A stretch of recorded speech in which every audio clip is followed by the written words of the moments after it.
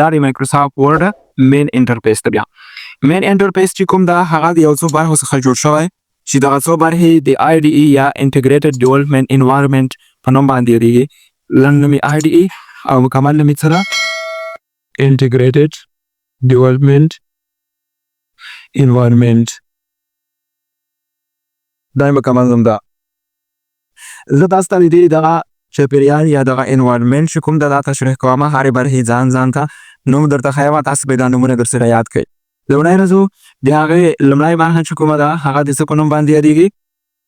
د ټایټل بار په نوم یادېږي. ټایټل بار. ټایټل بار کومې برخې ته وایي؟ دغه شین رنګ لرونکي پټۍ، بلو کلر لرونکي پټۍ چې دا ټایټل بار نومیږي. د دې په مرسته تاسې څه کارونه کولی شئ؟ کولی شئ په دې ټایټل بار ودرېږئ، لیفټ کلیک ونیسئ، پروګرام د سکرین د یو برخې بل ځای ته ویسئ او بل ځای کې دا پرې ودرېږئ، لیفټ کلیک ونیسه، بل ځای ته ویسه. دا رقم ټایټل بار دا ته ښیي چې دا ډاکومنټ چې ته پکې همدا مهال کار کوي څه نومیږي؟ ډاکومنټ 1 او د ورډ پروګرام نوم هم تا ته ښیي. دا د ټایټل بار کارونه دی. ټایټل بار کې دغه باکس چې کوم شتون لري دې ته وایي سرچ باکس.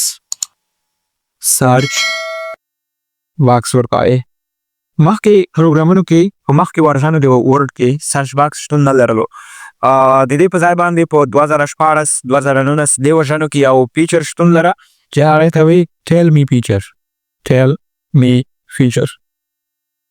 ټیل می فیچر په نوم باندې یادېږي. فیچر داسې لیکل کېږي FETURE.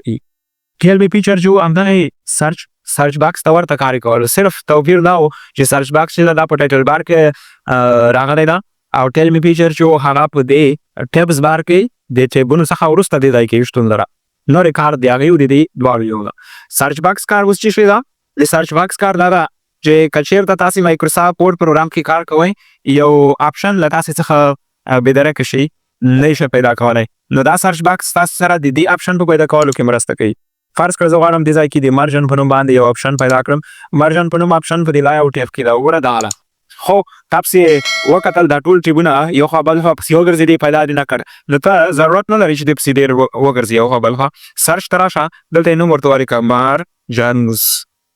دلته تا ته پیدا کړي ډایرکټ. دې ځای نه ته کولی شې مستقیما هغه وکاروې. اني بل آپشن نوم یې دلته ورکوئ، لکه مثلا زه سایز ورکوم. سایز دې ځای کې هغه ماته راځي، زه کولی شم ترې څه وکړم، ګټه واخلم. خبره زده شوه. دا د چا کار ده؟ د ریسرچ باکس. ټیل می فیچر همدغه کار کول، ورته کار یې کوو، صرف شکل کې فرق ده. دې خوا ته تاسو ته دا 3 بټن ښکاري چې د دې نوم ده کیپشن بټن او یا ورته څه وایي؟ کنټرول بټن ورته وایي. دې بټن څه کار ده ته په پوهېږئ. د سره څنګ کې دا نوم او تصویر چې ښکاري دا موږ سره څه دی؟ د مایکروسافټ اکاونټ پروفایل ده. تاسو کولی شئ مایکروسافټ کې ځان ته یو اکاونټ جوړ کړئ، لکه څنګه په فیسبوک کې جوړوئ یا په ټویټر کې جوړوئ، داسې اکاونټ د مایکروسافټ کمپنۍ کې هم جوړولی شئ. هغه اکاونټ تاسو کولی شئ د مایکروسافټ په پراډکټ کې ساین ان کړئ، نو د هغې تصویر او نوم به دې ځای کې درته ښکارېږي. دې خوا ته دې ځای کې چې کوم آپشن موږ ته ښکاري دا ځای د څه په نوم یادېږي؟ کویک اکسس ټولز بار په نوم باندې یادېږي. کویک اکسس ټول بار. کویک اکسس ټول بار د ریبن څخه پاس ښکاري. که تاسې غواړئ د ریبن څخه لاندې ښکاره کړئ، نو کویک اکسس ټول بار کې چې کوم دا ویکټور د دې باندې کلیک کړه، بیا کلیک کړه شو بلو د ریبن، نو وګوره کویک اکسس ټول بار یې د ریبن څخه لاندې وښود.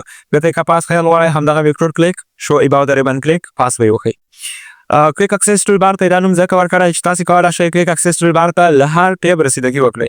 لکه زه هم ټیب کې یم، کویک اکسس ټول بار ته لاسرسی لرم. انزر ټیب ته ځم، کویک اکسس ټول بار ته بیا هم لاسرسی لرم. که اني بل ټیب ته لاړ شم، هم دې ته به لاسرسی لرو.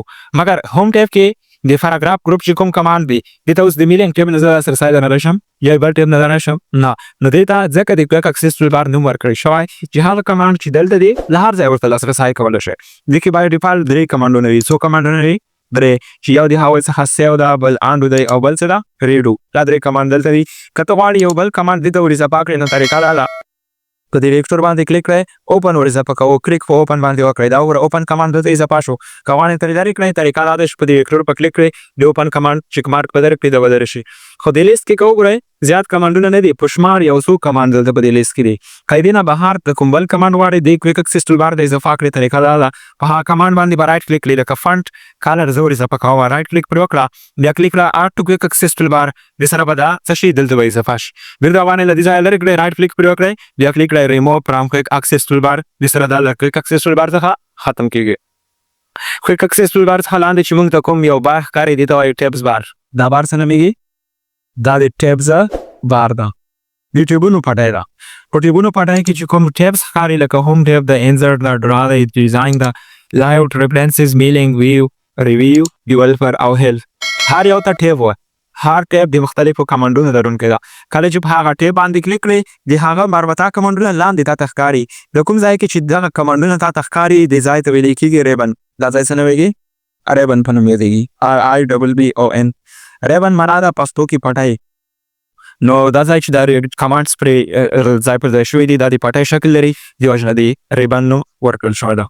ریبن چې کوم دا هر ریبن که هغه انسرټ ریبن ده، که ډرا دی، که ریفرنسز دی، اینی بل ریبن دی، هغه په ګروپونو باندې تقسیم شوی. لکه هم ریبن وګوره په کلیبورډ، فانټ، پاراګراف، سټایلز، ایډیټینګ دې ګروپ ویشلی ده.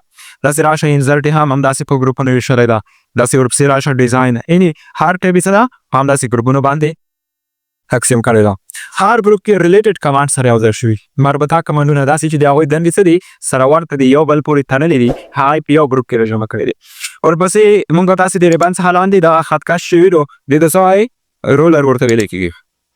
او رولر څخه لاندې سپینه صفحه ده چې موږ تاسې پکې لیکل کوو، دا د لیکنې ساحه چې دا څه په نوم باندې یادېږي، د ټیکسټ ایریا، ډاکومنټیشن ایریا دلته ورته وایي. ډاکومنټیشن ایریا په ورډ کې ورته څه وایي؟ ډاکومنټیشن ایریا ورته وایي. په ورډ فیډ کې بیا ټیکسټ ایریا ورته وایي. دغه رقم ته له هغې څخه لاندې موږ تاسو ته یو بار ښکاري چې دا موږ ته ښیي چې تا څو کلمې لیکنه کړې ده، څو صفحې لیکنه دې کړې ده، په کومه ژبه باندې ستا لیکنه ترسره شوې، چې دا د سټیټس بار په نوم یادېږي. سټیټس بار. له سټیټس بار څخه بعده موږ چې کوم بل بار لرو هغه په دې کونج د سټیټس بار کې ده چې د دې په مرسته کولی شو دا پیج داسې لوی کړو، دا وګورئ. همدغه که چېرته دا سلایډر راکش کړو د منفي طرف ته، بیا دا پیج ورباندې څه کېږي؟ کوچنی کېږي. دا سلایډر ونیسئ مثبت طرف ته یوسئ پیج لوی، منفي طرف ته یوسئ پیج څه کوچنی. که دا مینس کومه نښه ده په دې باندې ودرو خپل عادي حالت کې ودرېږي چې سل د سره یې څه ده؟ عادي حالت ده. دغه ځای په څه نوم باندې یادېږي؟ د زومینګ ټول په نوم. زومینګ ټول یا ورته زومینګ سلایډر هم وایي. زومینګ سلایډر، زومینګ ټول او زومینګ سلایډر دواړه د دې نومونه دي. دې ته وایي زوم ان. کله چې تاسې دا څه کوئ د پیج له وایي زومینګ ان، او کله چې د منفي علامه باندې کلیک کوئ دې ته وایي زوم آوټ چې پیج ورباندې کوچنی کېږي. دا هلته یو بار ده چې د دې په مرسته کولی شو دا پیج تاسې ښکته او پورته ویسو. دا بار د څه په نوم یادېږي؟ د سکرول بار په نوم. سکرول بار. سکرول بار دوه ډوله ده، یو ورټیکل سکرول بار ده، ورټیکل سکرول بار، او بل سره کوم ته دی؟ هاریزونټل سکرول بار دی. ورټیکل سکرول بار عمودي سکرول بار ته وایي چې دغه یو ده چې د دې په واسطه کولی شو پیج ښکته پورته کړو، او هاریزونټل سکرول بار افقي سکرول بار ته وایي چې هاریزونټل سکرول بار اوس مهال شتون نه لري. هغه مهال به دا پیدا کېږي چې کله د زومینګ سلایډر باندې ودرېږو، مثبت خواته داسې کش کړو، دا پیج لوی شي او دې ته موږ ضرورت ولرو چې پیج ښي طرف شاپ طرف ویسو. دې صورت کې دا وګوره دا بار را پیدا شو، په دې ودرېږه، لیفټ کلیک وکړه، دې خواته کش کړه، دې خوا کش کړه، نو ښي او چپ طرف ته یې څه کولی شو؟ پرېوړلی شو. همدغه ته ویلی کېږي هاریزونټل سکرول بار. د هغې څخه بعده د هاریزونټل او ورټیکل سکرول بار څخه بعده دا ټولې برخې دي د مایکروسافټ ورډ، نور پکې کوم بله برخه شتون نه لري. همدغه برخې د مایکروسافټ ورډ لپاره څه دي؟ شتون لري. اوس راځو د مایکروسافټ ورډ د دې برخو څخه بعده موږ دې باندې خبرې کوو چې what is Microsoft Word. Microsoft Word. Microsoft Word څه شی ده؟ دا نوم که وګورو this name is the combination of two words. دا کلمه د څو کلمو مجموعه ده؟ د دوه کلمو مجموعه. مایکروسافټ. دوهمه کلمه په دې کې څه شی ده؟ ورډ. اوس راځو لومړی مایکروسافټ ته. مایکروسافټ څه شی ده؟ Microsoft is a name of a company. A name of a company which is located in USA. Produces many programs for computer and mobile devices. مایکروسافټ چې دا د کمپنۍ نوم ده چې د امریکا متحده ایالتونو کې شتون لري او دا د کمپیوټرونو او د موبایلونو لپاره ډېر پروګرامونه جوړوي. The owner of this company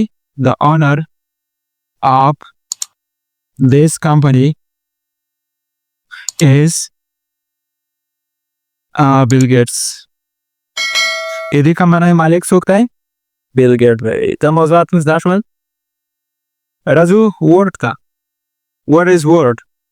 Word is a word processing software created by Microsoft company which is used for documentation and simple design.